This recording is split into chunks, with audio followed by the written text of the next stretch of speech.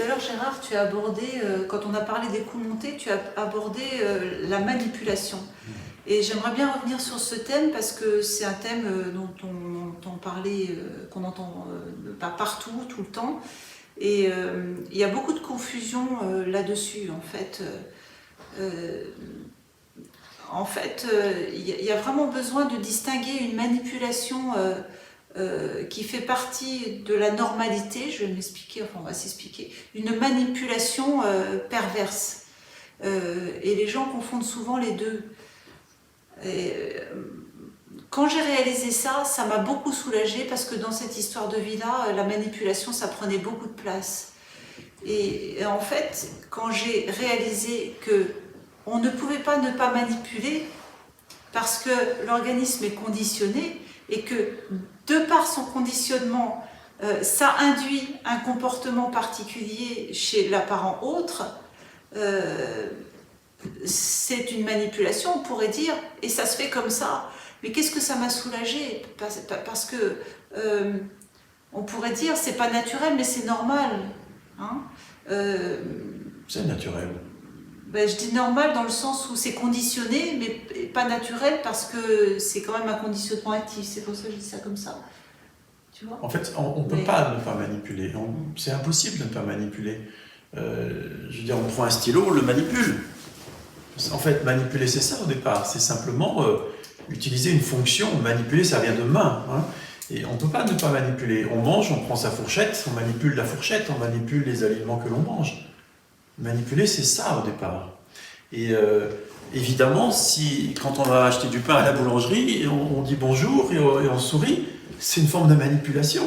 Mais elle est positive, elle fait du bien à tout le monde. Elle n'est pas décidée, c'est-à-dire que on ne va pas se comporter de la même façon avec notre chéri qu'avec un ami, oui. Donc le sourire ne va pas être le même, l'intonation de la voix ne va pas être la même, ça se fait comme ça. Et ça induit quelque chose, on pourrait dire la manipulation, c'est quelque chose qui induit. Et en fait, tout se fait comme ça dans la vie. Alors quel soulagement, parce que déjà, il n'y a pas d'idée de moi là-dedans, c'est comme ça que ça se passe, ça fait du bien de l'entendre, quoi. Et par contre, il faut la différencier de la manipulation perverse, et ça, je vais te laisser en parler, puis on parlera mieux. D'abord, je vais continuer sur la manipulation tout court, c'est-à-dire que le fait d'être là manipule. C'est-à-dire que si j'ai sorti du champ de la caméra, c'est une autre vidéo. Forcément, votre interaction avec la personne sur la vidéo n'est pas la même. On est 10 dans une pièce, il y en a un qui s'en va, c'est plus le même groupe. Ça manipule. Il y en a un qui se rajoute, ça manipule le système, on pourrait dire. Ça ne peut pas ne pas manipuler. Ça fait bouger le système. Voilà, tout change. Le ton de voix, ça change. Si on parlait tout le temps d'une voix monocorde, ça ne ferait pas le même effet que si on y met une intonation. Si on est habillé n'importe comment ou pas habillé du tout, en face d'une caméra, c'est pas pareil que si on est habillé. Si on est tout manipule, entre guillemets. C'est impossible de ne pas manipuler. Notre présence manipule, l'absence de notre présence manipule, tout manipule tout le temps. C'est juste impossible qu'il en soit autrement. Impossible qu'il en soit autrement. Et ça, c'est vraiment important. Et alors, la différence avec la manipulation perverse ? Dans cette manipulation dont là je viens de parler, il n'y a pas d'intention d'asservir l'autre, d'obtenir de lui quelque chose qui n'est pas aligné avec ce qui est. On pourrait dire ça comme ça. D'obtenir pour lui-même. C'est aussi parce que lorsqu'on sourit à la boulangère et qu'elle nous sourit, c'est agréable, c'est aussi pour nous. Et on apprend ça aux jeunes enfants, on a fait tout ce qu'on peut pour qu'ils se mettent à sourire, à rire, par exemple. Hein. Il y a quelque chose de fondamentalement naturel, mais là-dedans, il n'y a pas d'intention de faire en sorte que l'autre se conforme à mon désir, à mon vouloir, à moi, pour moi. Qu'il soit là pour moi, et seulement pour moi, et comme moi je veux, et tant pis pour lui.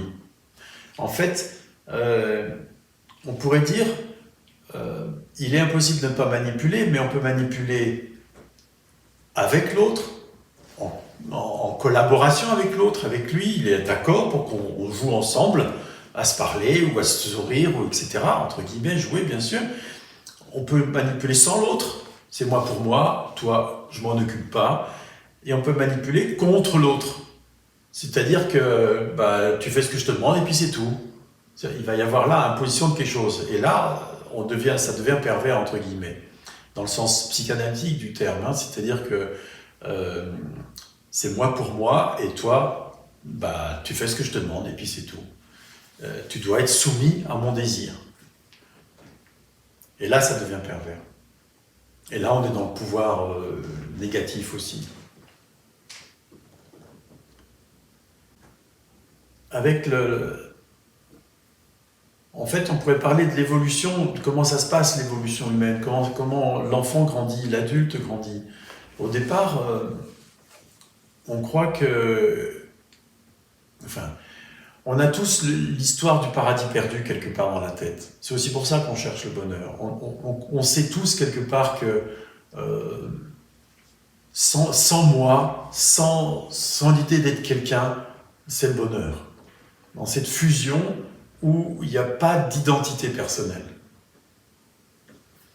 Et puis tout d'un coup, nous naissons en tant qu'une identité personnelle, et puis immédiatement il y a un sentiment de séparation, il y a une idée de manque, il y a le besoin, il y a l'envie de retrouver ce paradis perdu, et puis plein d'autres choses. Et puis tout ça se manifeste par de la colère, de la tristesse, etc., etc. Et avec la volonté de retrouver cela, va se mettre en place plein de tours, de coups montés, de manipulations pour retrouver mon paradis perdu à moi. C'est-à-dire que l'enfant, naturellement, va passer de cette phase fusionnelle à une phase de manipulation qui va être d'abord sans ou contre l'autre, et puis peut-être plus tard avec l'autre. Mais elle va d'abord être, moi je veux mon jouet. Je veux que maman elle soit là pour moi et pas pour mon frère ou ma sœur. Et comment je vais y prendre? Et là, dans cet apprentissage, l'enfant se préoccupe de lui-même. On pourrait dire, ça correspond à ce qu'on appelle la phase anale dans la psychanalyse, et qu'on appellera peut-être plus légèrement la phase manipulatoire. Et dans cette phase-là, en fait, c'est là où on est l'espèce humaine aujourd'hui. Parce que cette phase est caractérisée par le pouvoir, l'argent et le sexe en tant que le sexe pour le sexe, le cul. Et le cul, c'est anal. C'est-à-dire que ça correspond à la phase anale. Le pouvoir, le sexe, l'argent, pour obtenir ce que moi je veux. À un moment donné, il est réalisé que c'est pas satisfaisant, puis que l'autre, il existe aussi, quoi. Et avec un peu de chance, on va passer à la phase suivante, que j'appellerais la phase de relation d'altérité oblative, où il est réalisé que l'autre est tout autre, et enrichissant par sa différence. Dans la phase manipulatoire, l'autre doit être à mon service, et je me fiche de savoir ce qu'il vit ou ce qu'il ressent. Dans la phase de relation d'altérité oblative, il est aimé pour lui-même, et en tant que différent, apprécié pour sa différence et par sa différence. Et alors, là, on rentre dans une relation avec l'autre. À ce moment-là, c'est à ce moment-là qu'on peut parler de relation. On est avec l'autre. Et dans ce avec l'autre, eh bien, ça va continuer à manipuler. Ça ne peut pas ne pas manipuler, mais ça manipule avec lui. Et dans la tendresse qu'on exprime l'un pour l'autre, par exemple, c'est avec. Parce qu'on sait très bien que la tendresse, ça fait du bien, puis on aime ça, et puis l'autre aime ça. Mais c'est ensemble, par exemple. Et puis on parle ensemble, on échange. C'est avec l'autre. C'est ni contre, ni pour, ni contre, ni sans l'autre, c'est avec l'autre. D'accord? Et à ce moment-là, ça continue à manipuler, on pourrait dire. Mais ça manipule pour le bien des deux, pour le bien de tout le monde. Et puis il y a encore une autre phase après celle-ci, qui est une phase de communion qui arrive après une expérience mystique dans mon cas, par exemple, ou après une réalisation de je suis ou de ce qui est. Et à ce moment-là, l'autre est vécu en nous. C'est-à-dire qu'en nous, on sait, on ressent ce que vit l'autre, même s'il n'est pas là. Il peut être à des milliers de kilomètres, ça ne change rien. Si on pense à lui, on sait ce qu'il vit. On le ressent en soi. Et puis c'est encore pas la fin, après il y a encore une autre phase que je pourrais appeler l'unité. Où là c'est la réalisation complète, il n'est que ce qui est, il n'est que cela. Il n'y a pas deux.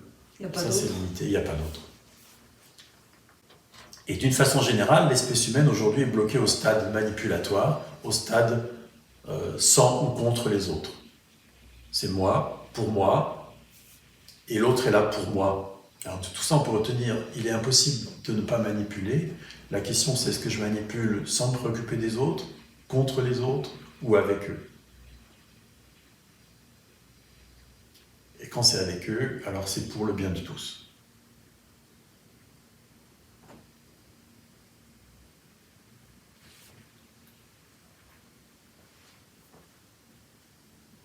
Et en fait, ces phases s'intègrent, c'est-à-dire que la phase fusionnelle, lorsqu'elle n'est pas intégrée, c'est, comme le disait dans la chanson, je ne sais plus qui, je ne sais pas où tu commences, tu ne sais pas où je finis.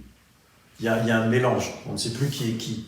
Et on voit ça dans des relations amoureuses fortes, passionnelles, qui généralement ne durent pas, ça brûle comme un feu de paille. Je n'existe que par l'autre. Et l'autre, dans le fantasme, l'autre est là pour satisfaire mon désir et je suis là pour satisfaire le sien.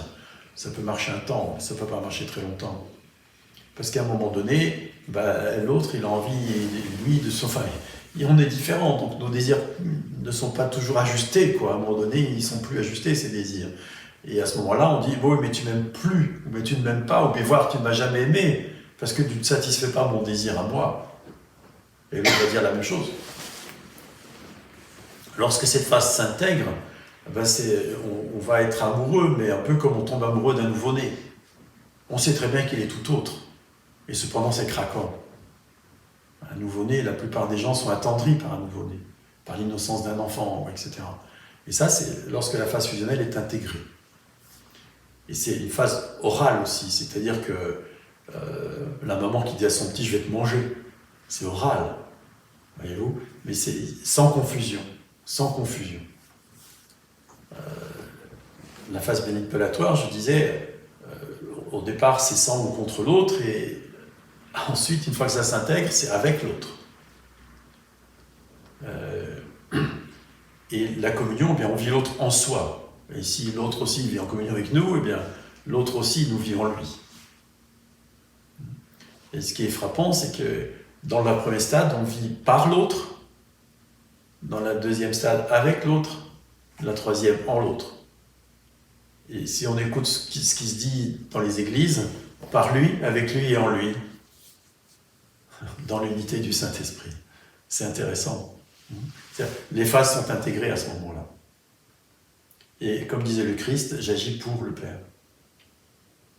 Et si vous vous souvenez de ce que je disais tout à l'heure, dans cette phase manipulatoire, c'est avec l'autre et c'est pour le bien commun.